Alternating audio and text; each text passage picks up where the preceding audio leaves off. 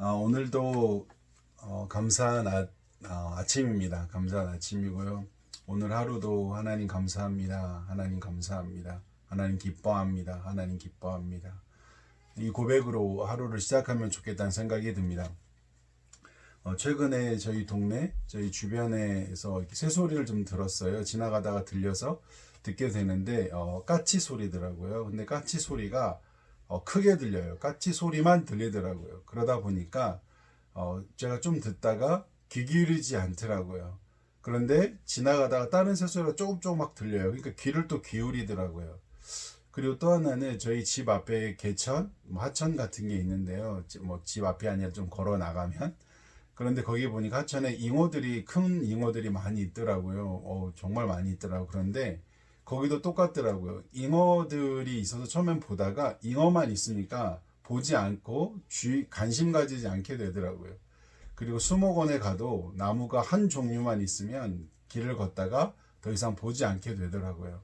그래서 저는 이걸 보면서 다양한 것이 있을 때 귀를 기울이게 되고 보게 되는구나, 더 가까이 보게 되는구나 하는 것을 느꼈어요. 그래서 어느 공동체든 다양한 사람, 다양한 어떤 모습이 있을 때 우리는 서로를 관심 갖게 되고 함께하고자 하는 마음이 생기게 되는 것 같습니다. 그래서 하나님이 이렇게 한 가지 성향, 한 가지 외모, 한 가지 어떤 그런 키, 이렇게 하여튼 모든 자연 만물도 한 가지로 만든 것이 아니라 다양한 색깔, 다양한 종류로 동식물을 만드시고 사람을 만드신 것을 보면 하나님이 정말 탁월하다는 것을 보게 되어집니다. 그 다양함이 있을 때 우리는 더 귀를 기울이게 되고 관심받게 되는 것 같습니다. 그 다양함 가운데 여러분과 제가 존재하고 있는 것 같습니다. 그래서 우리는 중요한 사람입니다. 오늘 말씀은 디모데전서 2장 8절에서 15절 말씀인데요. 2장 8절에 15절 말씀에 보면 무슨 이야기가 나오냐면 어제 2장 1절 7절 말씀 이어서 말하는 거예요. 바울이 디모데에게 또 권면하는 것은 뭐냐면 기도에 관한 거예요. 그리고 여자 성도들의 어떤 그 교회 공동체 앞 예배 때 교회 성전에서의 어떤 모습에 대해서 바울이 권면합니다. 사실은 이 부분은 자칫 잘못 해석하면 문자적으로만 읽으면 여자 인권주의를 강조하시는 분들에게는 이게 화가 날 수 있는, 그리고 반대로 또 어떤 분들은 남자 아주 성향이 강한 분들은 이거 봐, 성경에 이렇게 써 있잖아, 여자는 교회에서 조용히 하고 교회에서 가만히 있어야 돼 라고 생각할 수 있는 것입니다. 그런데 성경은 절대로 단편적으로 말하지 않습니다. 성경은 여러분이 성경을 보실 때 또 설교를 들으실 때 중요한 것은 뭐냐면 전체에서 뭐라고 말하는지, 전체 흐름 속에 무엇인지를 아는 것이 아주 중요합니다. 그러니까 성경에서는 여자를 귀히 여깁니다. 성경에 여자가 등장하지 않는 그런 성경 구절은 없고요. 특별히 사복음서에 보면 예수님은 여인들을 아주 존중합니다. 그리고 사도 바울의 사역의 로마서 16장에 나오는 그 사도 바울이 마지막으로 동료에 대한 어떤 표현을 많이 하거든요. 거기에 여자들이 등장을 합니다. 그만큼, 그리고 기독교가 들어가는 곳에는 항상 여성들의 인권이 회복이 되고 회복이 되죠.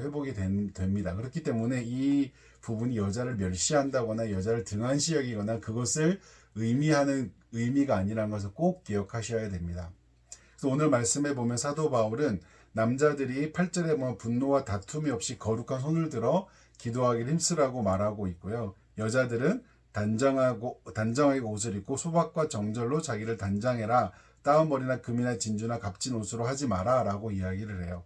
그러니까 바울은 기도에 대해서 뭐라고 언급했냐면 임금들과 높은 지위인 사람이 기도하라고 나서 또 이어서 말하고 한 것이 뭐냐면 사도 바울은 기도하는 사람은 어떠해야 되는지, 중심이 어떠해야 되는지, 어떤 모습으로 살아가야 되는지를 이야기하고 있는 것입니다. 쉽게 말하면. 그런데 분노와 다툼이 없이 거룩한 손을 들어 기도하래요. 그러니까 손을 드는 것이 포인트가 아니라 사도 바울이 지금 강조하는 것은 뭐냐면 분노와 다툼이 있을 때는 기도가 불가능하다는 겁니다. 나의 욕심을 위한 상대방을 저주하는 기도는 가능하지만 타인을 축복하는 기도, 그리고 공동체를 세우는 기도는 어렵다는 거예요. 저도 마찬가지입니다. D.L. 무디가 이렇게 말을 했어요. 뭐라 그랬냐면 사탄은 당신의 기도를 막을 수만 있다면 무슨 일이라도 할 것이다. 그러니까 여러분이 사탄이 싫어하는 것은 여러분이 기도하는 거예요. 왜 기도하는 걸 싫어하냐면 기도하는 시간은 주님의 존재를 인정하는 것이고 주님을 의지하는 것이잖아요. 그러니까 마귀는 여러분이 어떤 방법을 써서라도 여러분의 기도의 자리를 막을 거고 기도의 시간을 가지는 것을 원하지 않습니다. 그래서 주님 앞에 물론 기도의 어떤 그런 종교인이기 때문에 하는 사역자 위치이기 때문에 그런 기도가 아니라 정말 홀로 하나님 앞에 무릎 꿇고 나아가는 기도의 시간이 있는 그 사람, 그 사역자는 하나님 앞에 계속 살아갑니다. 그런데 그 시간이 없는 사람들은 끊임없이 종교인으로 살아가죠. 그래서 분노와 다툼이 있게 되면 우리가 알고 있는 것처럼 기도가 불가능합니다. 왜냐하면 분노 가운데 기도하면 거기에 독소가 들어가고 다툼이 있으면 공동체가 분열되는데 어떻게 공동체를 위한 진실된 기도가 나오겠습니까? 그리고 예수님도 제사를 드리기 전에 형제와 반드시 화목하고 제사를 드리라고 말씀하셨습니다. 그리고 거룩한 손을 든다는 얘기는 무슨 얘기냐면 손을 들 때 거룩하게 들어가 아니라 지금 같으면 우리가 기도할 때 머리를 숙이고 손을 모으잖아요. 쉽게 말해 그런 행위를 말하는 건데 거룩한 손을 들라는 것은 너가 기도할 때 하나님 앞에 거룩함을 추구해라. 거룩한 자로 살아야 한다라고 말하는 것입니다. 그리고 이어서 9절에서 15절에 나온 여인들의 어떤 신앙생활에 대해서 이야기하는 것을 보면 이 모습 속에서는 우리가 중요하게 알아야 될 게 뭐냐면 갈라디아서 3장 26에서 29절에 보면 사도 바울이 뭐라 그러냐면 이방인이나 유대인이나 그리고 여인이나 남자나 종이나 상전이나 모두가 그리스도 안에서는 또 하나다, 동일하다라고 말해요. 편견이 없다라고 말해요. 그것이 성경에서 말하는 사람에 대한 가치입니다.